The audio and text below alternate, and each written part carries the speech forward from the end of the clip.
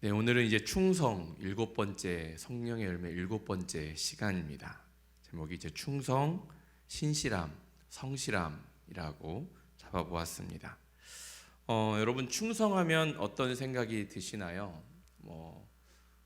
죽음을 각오하는 것, 열심, 이런 등등을 떠올리실 수 있으실 것 같은데요. 오늘은 이제 다른 편으로 이렇게 방향으로 이 충성을 이제 살펴보려고 합니다. 그래서 옆에 신실함, 성실함이라고 적어 놓았듯이 성경은 왜 이 충성을 이야기할 때 왜 이 신실함, 성실함을 이야기할까? 또한 이 충성이란 단어 가운데는 어떠한 내용들이 포함되어 있을까라는 것들을 살펴보고자 합니다. 충성이란 단어를요, 헬라의 원어에 보면 피스티스라고 되어져 있거든요.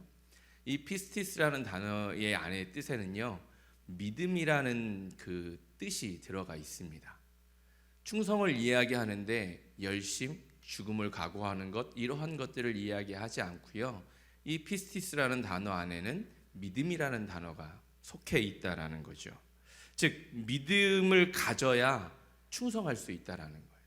믿음이 없어서는 충성할 수 없다라는 거죠. 믿음이라는 단어를요, 구약 성경에 이렇게 찾아보니까 에무나라는 단어가 사용되어져 있는데요, 이 충성이라는 건 똑같은 단어로 사용되어지거든요. 이 에무나라는 단어의 뜻에는 성실이라는 뜻이 있습니다. 그래서 이 충성이라는 단어를 살펴보면 신실함, 성실, 신뢰, 즉 믿음과 연관되어져 있다라는 것이죠. 그래서 시편 100편 5절 말씀에 보면 하나님은 이런 분이시다라고 이야기합니다. 여호와는 선하시니 그의 인자하심이 영원하고 그의 성실하심이 대대에 이르리로다 라고 이야기합니다. 여기서 보면 여호와는 선하시다. 우리 지난주에 무엇에 대해서 말씀을 나눴죠? 양선에 대해서 말씀을 나눴습니다. 여호와는 선하시다, 즉 양선을 이야기하죠. 또한 그 전주에 무엇을 이야기했습니까? 자비에 관해서 이야기했죠. 인자하시다, 이 자비를 나타내고 있습니다. 또한 오늘 그가 성실하시다, 오늘 충성을 이제 이야기할 건데요. 그래서 시편 100편 5절에 보면 여호와는 선하시니 그의 인자하심이 영원하고 그의 성실하심이 대대에 이르리로다. 즉 여호와는 선하신 분이십니다. 양선하신 분이십니다. 인자하신 분, 자비하신 분이십니다. 또한 그는 성실하신 분이십니다 라고 하는 것이 어떻게 해요? 충성된 분이다 라는 것들을 이야기하고 있다라는 것이지요. 사실 우리의 삶 가운데 믿음직함을 주는 것은 굉장히 중요한 문제입니다.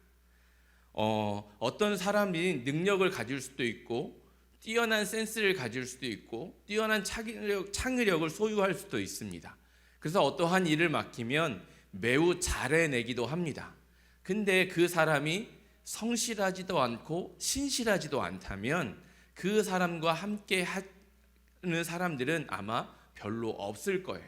특별한 하나의 프로젝트를 하기 위해서는 잠깐 함께 할 수는 있겠죠.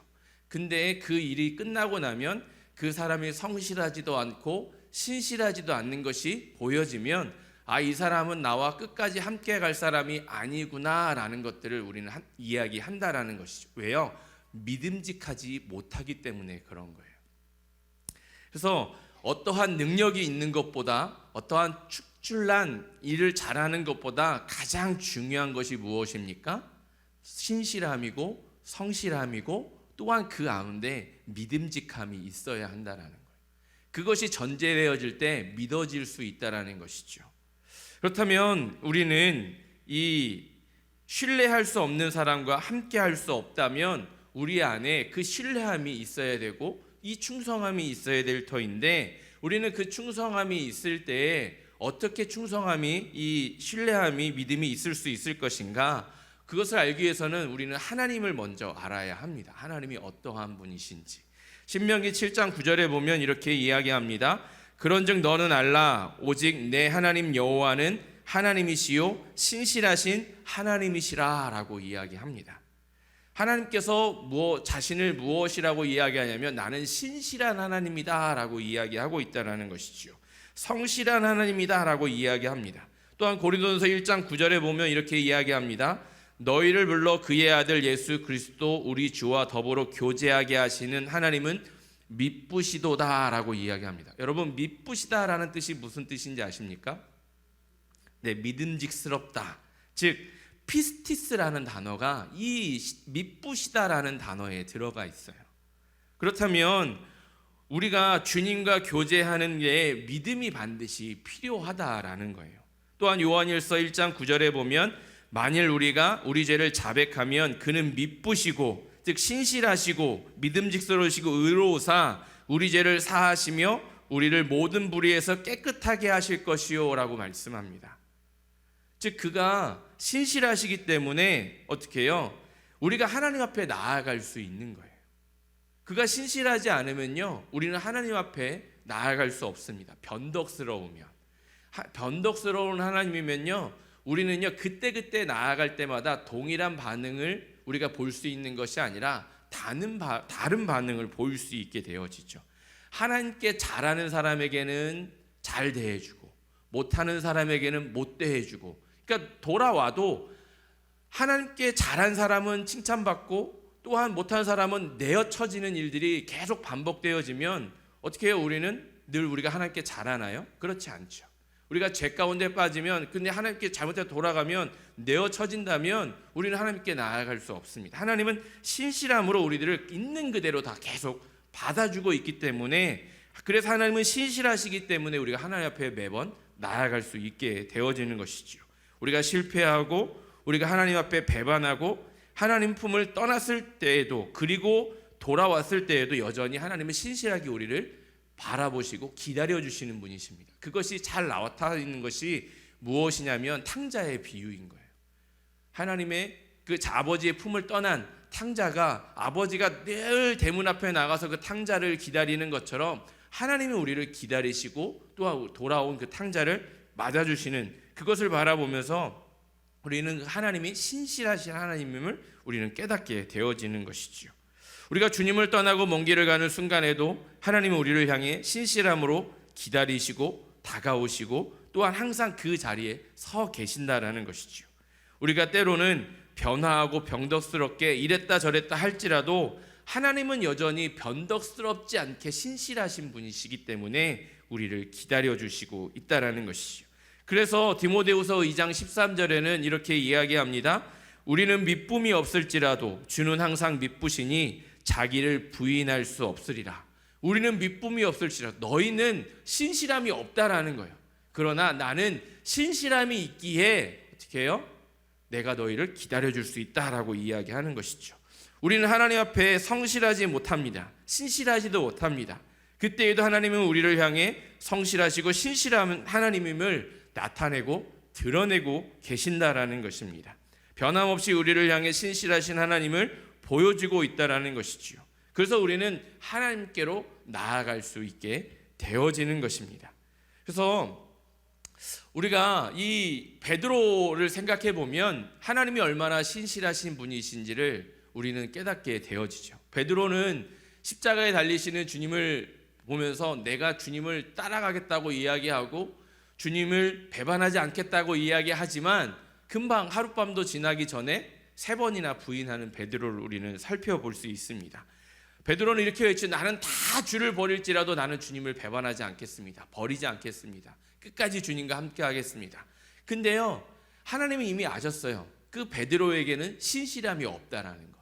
우리가 앞에서도 읽은 말씀을 통하여서 디모데후서의 말씀을 통해서 우리는 미쁨이 없을지라도, 즉 베드로는 신실함이 없을지라도 라는 것을 이미 예수님은 아셨기 때문에 그가 3번 부인을 하라는 것을 이야기하시죠.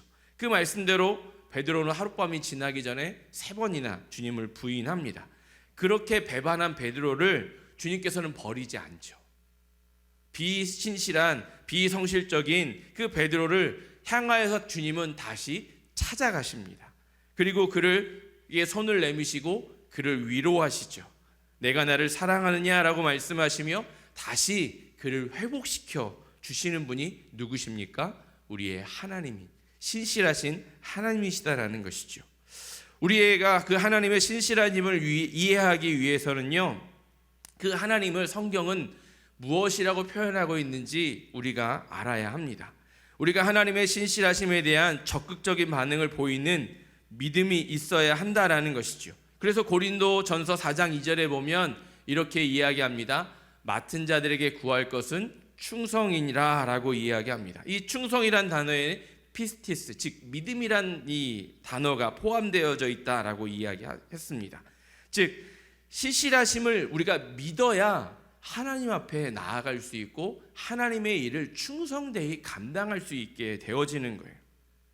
하나님에 대한 믿음이 없으면요, 하나님이 우리에게 맡겨진 일을 할 수 없어요. 왜냐하면 그 하나님의 맡겨진 일을 하려면 때로는 우리의 삶 가운데요, 어떠한 것들이요, 내가 중요하게 생각하는 것들을 내려놓아야 될 때가 있기 때문에 그렇습니다. 하나님이 나를 돌보아 주시고 지켜주시고 나의 모든 인생을 이끌어 주신다는 확신과 믿음이 없으면 어떻게 그것을 내려놓을 수 있겠어요? 어떻게 그것을 포기할 수 있겠습니까? 아무것도 포기할 수 없습니다. 그에 대한, 하나님에 대한 신뢰와 믿음이 없으면요, 그가 맡겨주신 일들을 우리가 먼저 우선순위로 감당할 수 없는 거예요. 우리가 그에 대한 믿음이 없고 그에 대한 신실함이 없으면요, 우리가 하나님께 맡겨주신 사명을요, 내가 한 일을, 내가 가지고 있는 세상적인 것들을 모두 다 한 다음에 할 수 있게 되어지는 거죠. 시간이 남으면 그것도. 그러네요. 우리는요, 때로는 내가 중요하게 생각하던 일들도 하나님의 일들을 위해서 내려놓습니다. 왜요? 나의 삶을 하나님께서 이끌어 주신다라는 것들을 확실하게 믿기 때문에 그렇죠. 이것이 충성인 거예요.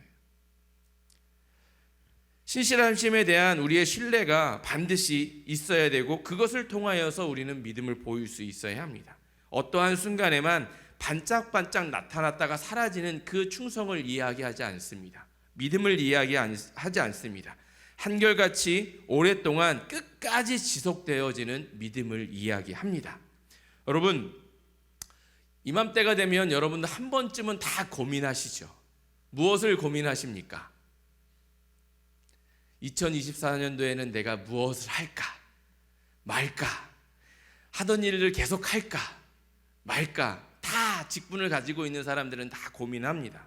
여러분, 하나님에 대한 믿음이 있다면요, 우리는 주님이 부르시는 그 날까지 맡겨진 일들을 감당해야 합니다.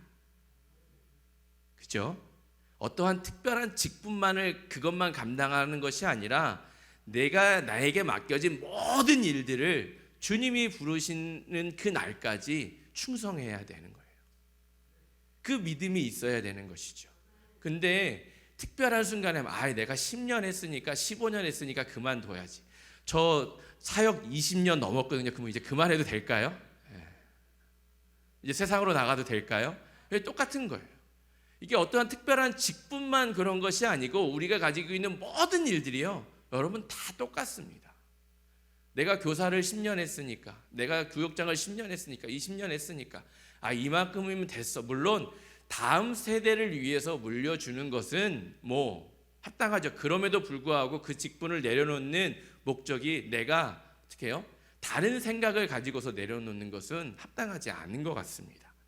우리가 자꾸 우리의 상황에 따라서 모든 것들을 바꾸어 나아가는 것, 그것은 옳지 못하다라는 것이죠. 우리가 잘 아는 베드로가 그가 예수님을 만나기 전날 밤에 예수님은 왜 베드로를 택하셨을까요?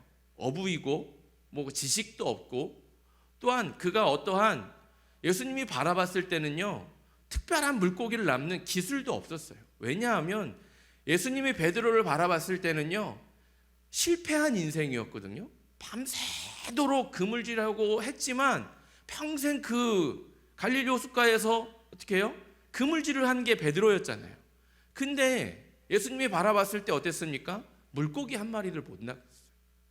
밤이 새도록 그물질을 했지만 그거에 실패한 어부를 예수님께서는 왜 제자로 삼으셨고 부르셨을까요? 우리가 가진 생각과 초점이 다른 겁니다. 우리가 생각하는 초점이라면요, 그가 그물에 많은 물고기를 잡고 끄집어 올린 사람은 우리는 그와 함께 하기를 원하지만 하나님은 그러지 않으셨다는 거예요. 왜요? 하나님은 그 물고기 잡을 능력을 가지고 계셨기 때문에 무엇을 바라보신 거예요? 그의 성실함을 바라본 거예요. 밤이 새도록 그물질하고 밤이 새도록 어떻게 해요? 물고기를 한 마리를 못 던지지만 계속해서 그가 할 수 있는 그 시간과 그 여건 안에서 계속해서 그물질을 하는 그 베드로의 모습을 바라보고 있었다는, 그가 신실하게 자기의 일들을 감당하고 있는 거예요. 자기가 집에 돌아가는 그 시간까지 물고기 한 마리를 낚지를 못했지만, 잡아 올리지 못했지만 끝까지 포기하지 않고 그물질을 계속하는 그 모습을 예수님은 지켜보시고, 그 신실함과 성실함을 보고 예수님은 나를 따르라 라고 이야기하셨다라는 거죠. 여러분, 우리가 가진 생각으로는요, 뭐 시간 던지고 10번 던져서 물고기가 한 마리도 못 잡으면 오늘은 잡히는 날이 아닌가 보다 하고 포기하고 모든 것을 다 접고 집으로 돌아갈 수 있었지만, 베드로는 그러지 않았다라는 거예요. 자기가 늘 하던 대로, 그 하던 방법대로 늘 꾸준히 성실하게 하는 모습을 예수님은 지켜보셨다라는 것이죠.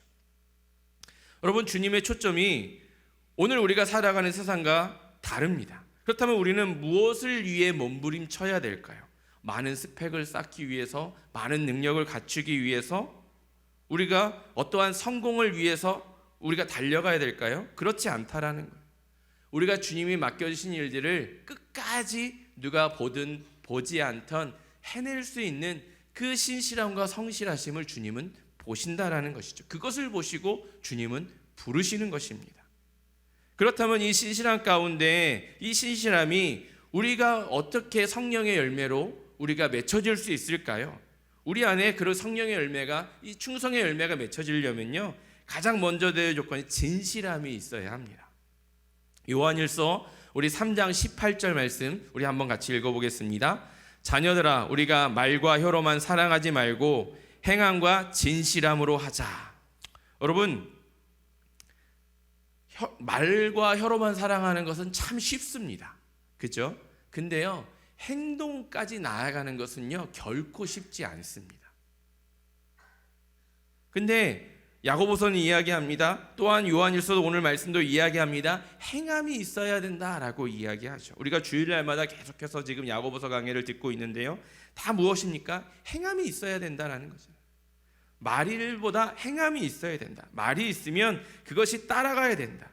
여러분, 우리의 삶 가운데 어떠한 능력이 있는데 그 사람이 늘 거짓을 이야기한다면 그 사람과 함께 할 수 있겠습니까? 아무리 많은 능력이 있어도 진실하지 못한 사람과는요 함께 할 수 없는 거예요.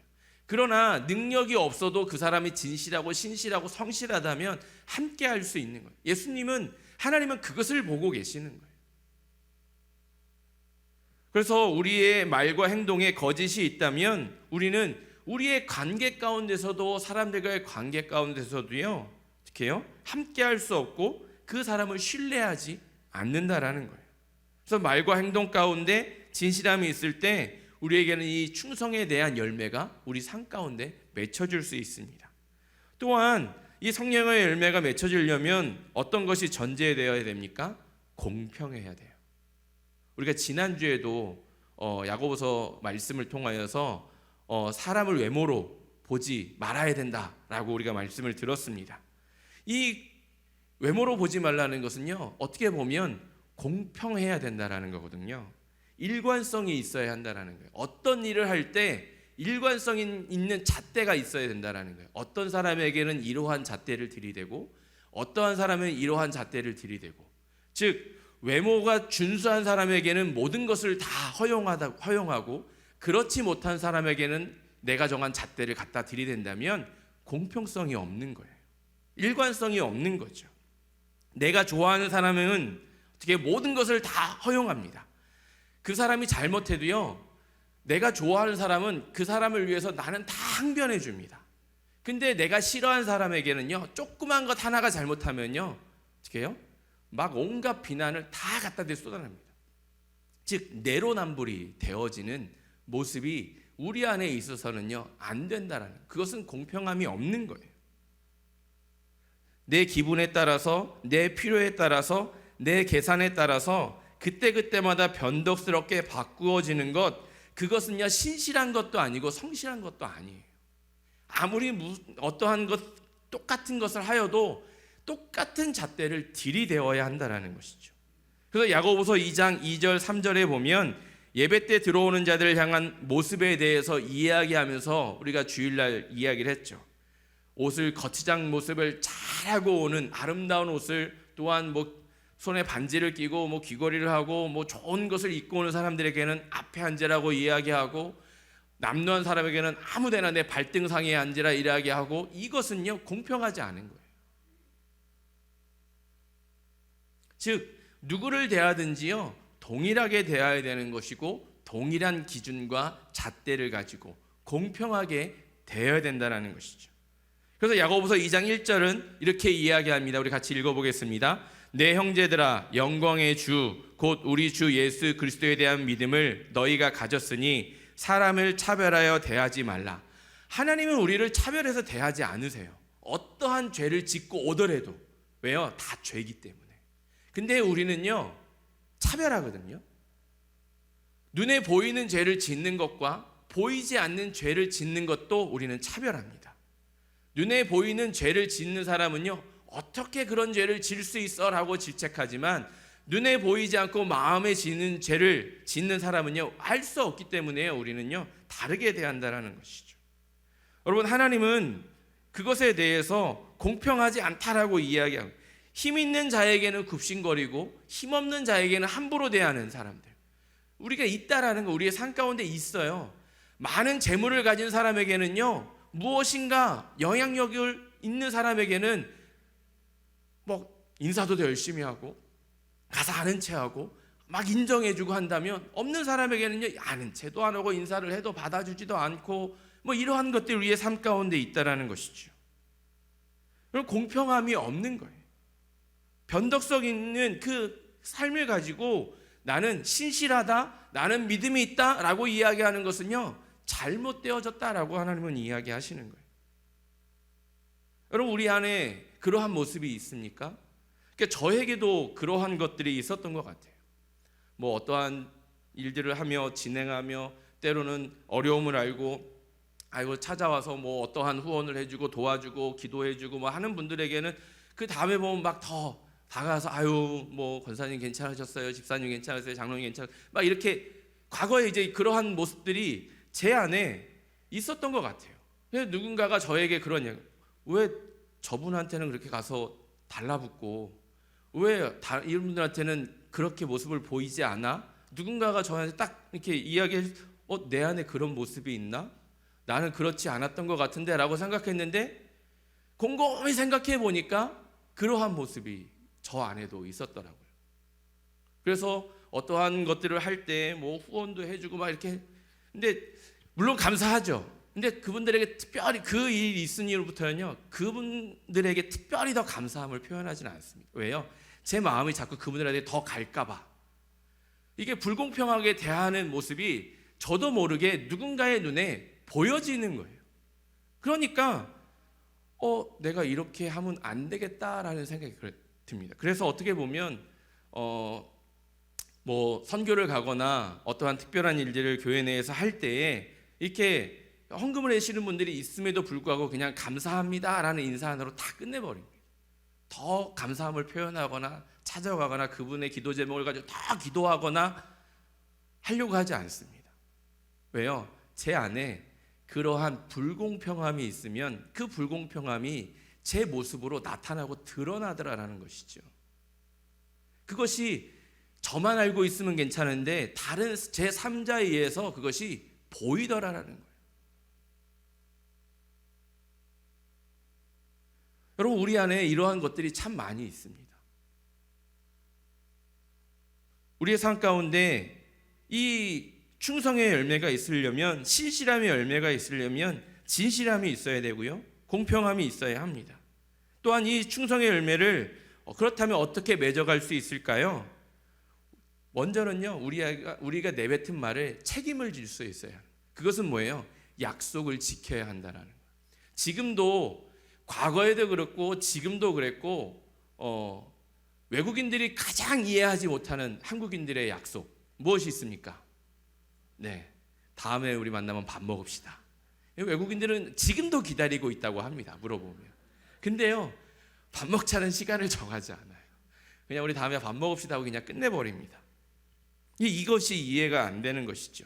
즉 내가 한 약속에 책임을 지지 않습니다.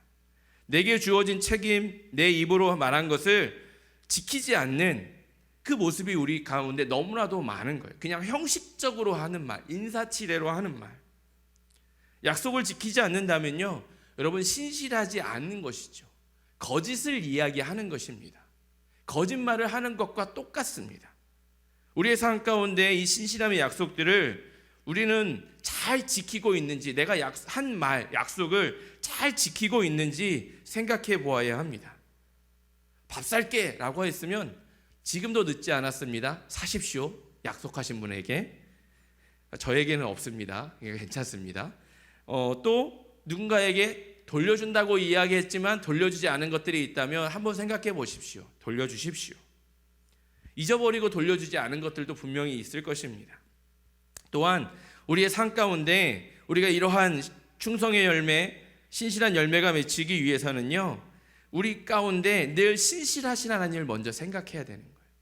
내가 하나님을 떠나 있었어도, 배반하였어도, 내가 하나님의 말씀을 지키지 않았어도 돌아오면 여전히 사랑으로 품어주시는 그 하나님, 그것을 생각할 때요, 저 사람도 하나님이 창조하시고 아름답다고 하셨고 보기에 좋았다라고 하셨고, 또한 저 사람도 하나님이 여전히 사랑하시는데 내가 그 사람을 선택해서 그러지 못한 나의 모습이 있다면, 여러분요, 우리 안에는 그 성령의 임재가 때로는 사라졌을 수 있고 때로는 그것이 떠나 있을 수도 있다는 것이죠.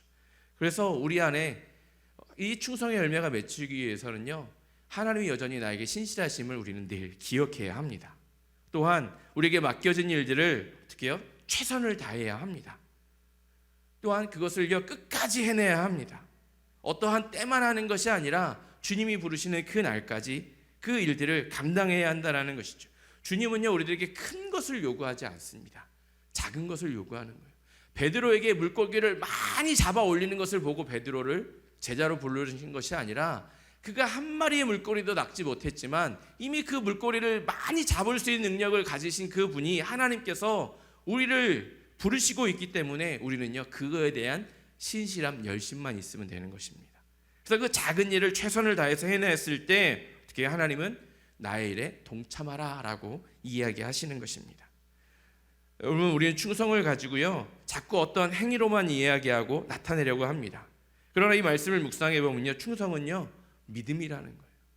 얼마나 하나님을 내가 믿고 신뢰하느냐, 그거에 따라서요, 우리가 하나님께 맡겨주신 일들을 감당할 수도 있고 그렇지 못하기도 합니다. 여러분, 우리가 하나님께 충성하려면요, 우리가 하나님의 말씀에 승복되어져야 합니다. 인정해야 하는 거예요. 내가 그렇지 못함을 인정해야 하는, 인정하지 못하면 말씀이 내 안에 들어올 수 없습니다.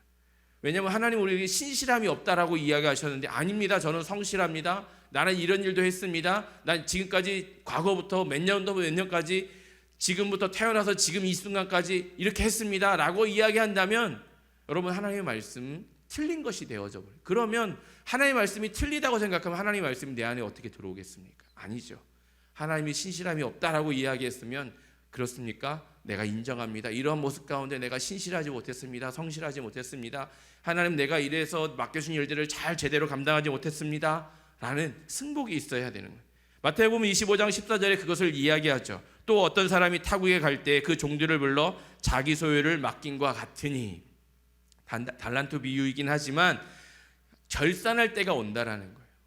그때에 우리는 무엇을 이야기할 수 있을 것인가? 내가 이만큼 고기를 낚았습니다 라는 것을 가지고 주님 앞에 내밀 것인가? 하나님, 내가 이만큼 고기를 낚진 못했지만 그래도 내가 주님을 바라보면서 성실하게, 신실하게, 베드로가 헛그물을 계속해서 던졌던 것처럼, 그럼에도 불구하고 주님이 맡겨주신 일들을 내가 떠나지 아니하고 이 자리에서 마치 그루터기 나무가 모든 위에가 다 베어져도 그 자리에서 심겨져서 새싹을 돋으려고 했던 것처럼, 내가 주님 이 자리에서 주님의 일을 끝까지 최선을 다하였습니다 라고 우리는 이야기할 수 있을 것인가? 우리의 삶을 한번 돌아봐야 합니다. 여러분, 우리의 삶 가운데는요, 우리가 때로는 너무 똑똑한 것이 문제가 되어줄 수 있습니다. 너무 계산이 빠르고 너무 빠른 지름길을 아는 것이 문제가 되어줄 수 있습니다. 그러나 하나님은 그것을 원하시는 것이 아니다라는 거예요. 온전히 하나님을 바라보고 믿고 그 일들을 감당해낼 수 있는 그 한 사람을 하나님은 지금도 찾고 계신다라는 것이죠. 우리 안에 그 신실함이 있는, 그 충성의 열매가 있는 저와 여러분이 되어져서 하나님이 결산하시는 그때 주님을 향하여서 나아갈 수 있는, 인정받을 수 있는 저와 여러분의 성령의 열매가 맺어지는 삶이 다 되어졌으면 좋겠습니다. 우리 시간 찬양하며 나아가겠습니다. 우리 행복 찬양하겠습니다.